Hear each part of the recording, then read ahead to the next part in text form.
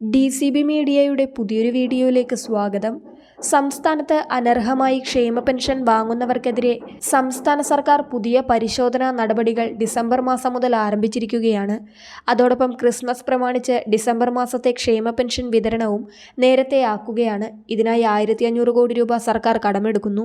വീടുകളിൽ നേരിട്ട് പെൻഷൻ വാങ്ങുന്നവർക്ക് വാർഷിക മസ്റ്ററിങ്ങിന് പകരം പ്രതിമാസ മസ്റ്ററിങ്ങിനും നടപടി വരുന്നു.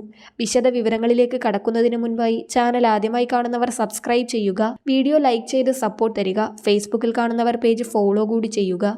ശമ്പളം, ക്ഷേമ പെൻഷൻ വിതരണം, മറ്റ് സാമ്പത്തിക ആവശ്യങ്ങൾ നിറവേറ്റൽ എന്നിവയ്ക്കുള്ള പണം കണ്ടെത്തുന്നതിനായി സംസ്ഥാന സർക്കാർ ഡിസംബർ മാസത്തിലും റിസർവ് ബാങ്ക് വഴി കടമെടുക്കുമെന്ന് അറിയിച്ചിരിക്കുകയാണ്. റിസർവ് ബാങ്കിന്റെ കോർ ബാങ്കിംഗ് സൊല്യൂഷൻ പോർട്ടലായ ഇകുബേർ വഴി കടപ്പത്ര ലേലത്തിലൂടെ 1500 കോടി രൂപ ഡിസംബർ 3-ന് കടമെടുക്കുമെന്നാണ് അറിയിപ്പ് വന്നിരിക്കുന്നത്. സംസ്ഥാനത്ത് സർക്കാർ ജീവനക്കാരടക്കം 10,000-ലേറെ അനർഹർ ക്ഷേമ പെൻഷൻ വാങ്ങുന്നുണ്ടെന്ന് ധനവകുപ്പ് തന്നെ അന്വേഷണത്തിലൂടെ കണ്ടെത്തിയ പശ്ചാത്തലത്തിൽ കൂടിയാണ് ഈ കടമെടുപ്പ്. ഉപതിരഞ്ഞെടുപ്പ് പശ്ചാത്തലത്തിൽ കഴിഞ്ഞ മാസം 6-ാം തീയതി മുതൽ ക്ഷേമ പെൻഷൻ വിതരണം നടത്തിയിരുന്നു. ക്രിസ്മസ് പ്രമാണിച്ച് ഡിസംബറിലും നേരത്തെ വിതരണം നടത്തുവാനുള്ള നടപടികളാണ് സർക്കാർ കൈക്കൊണ്ടുവരുന്നത്. ഇതോടൊപ്പം അനധികൃതമായി ക്ഷേമ പെൻഷൻ കൈപ്പറ്റുന്നെന്ന് സംശയിക്കുന്നവരുടെ പട്ടിക തയ്യാറാക്കുവാൻ വിവിധ വകുപ്പുകളിലായി ചേർന്ന് ധനവകുപ്പിന്റെ പുതിയ പദ്ധതി നടപ്പിലാക്കുകയാണ്. വാഹനം, വലിയ വീട്, വലിയ അളവിൽ ഭൂമി തുടങ്ങിയവ ഉള്ളവരെ കണ്ടെത്തിയാണ് സംശയ പട്ടിക തയ്യാറാക്കുക. ഇതിനായി മോട്ടോർ വാഹന വകുപ്പ്, റവന്യൂ വകുപ്പ്, രജിസ്ട്രേഷൻ തുടങ്ങിയ വകുപ്പുകളുടെ ഡാറ്റാബേസ് പരിശോധിക്കും.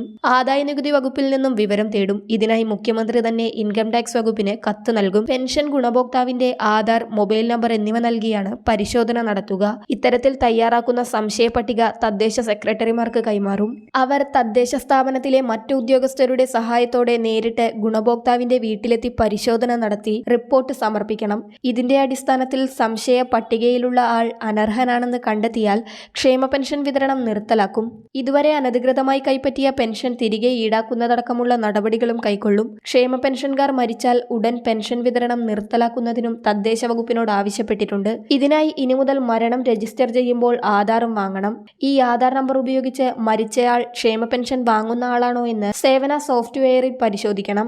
വാങ്ങുന്നുണ്ടെങ്കിൽ ഉടൻ വിതരണം നിർത്തിവെക്കണം. വീടുകളിലേക്ക് നേരിട്ട് പെൻഷൻ ലഭിക്കുന്നവർക്ക് വാർഷിക മസ്റ്ററിംഗ് മാറ്റി പകരം പ്രതിമാസ മസ്റ്ററിംഗ് ഏർപ്പെടുത്തുവാനും ആലോചനയുണ്ട്. ഇതിനായി പെൻഷൻ വീട്ടിലെത്തി വിതരണം ചെയ്യുമ്പോൾ തന്നെ മുഖം തിരിച്ചറിയുന്ന സോഫ്റ്റ്വെയർ വഴി മസ്റ്ററിംഗ് നടത്തും. പെൻഷൻ ഗുണഭോക്താക്കളുടെ വിവരങ്ങൾ കൈകാര്യം ചെയ്യുന്ന സേവന സോഫ്റ്റ്വെയറിനെ കെ-സ്മാർട്ടുമായി ബന്ധിപ്പിക്കും. എല്ലാ തദ്ദേശ സ്ഥാപനങ്ങളെയും കെ-സ്മാർട്ടിന് കീഴിലാക്കിയ ശേഷമായിരിക്കും ഈ പരിഷ്കാരം. ഇപ്പോൾ കോർപ്പറേഷനുകളും മുനിസിപ്പാലിറ്റികളും മാത്രമേ കെ-സ്മാർട്ടിൽ ഉൾപ്പെട്ടിട്ടുള്ളൂ. പെൻഷൻ വാങ്ങുന്നവർ മരിച്ചാൽ അടുത്ത വാർഷിക മസ്റ്ററിംഗ് വരെ വീട്ടുകാർ തുടർന്നും പെൻഷൻ കൈപ്പറ്റുന്നത് ഒഴിവാക്കുവാൻ പ്രതിമാസ മസ്റ്ററിംഗ് വഴി സാധിക്കുമെന്നാണ് സർക്കാർ വിലയിരുത്തുന്നത്. അനർഹരെ കണ്ടെത്തുന്നതിനുള്ള വിവിധ പരിശോധന രീതികൾ സർക്കാർ വ്യക്തമാക്കിയത് അർഹരായവർക്ക് ആശ്വാസകരമായിരിക്കുകയാണ്. കാരണം വലിയ വീടോ കാറോ ഒന്നുമില്ലാത്ത സാധാരണക്കാർക്ക് പരിശോധനകളൊന്നും ഉണ്ടാകുന്നതല്ല.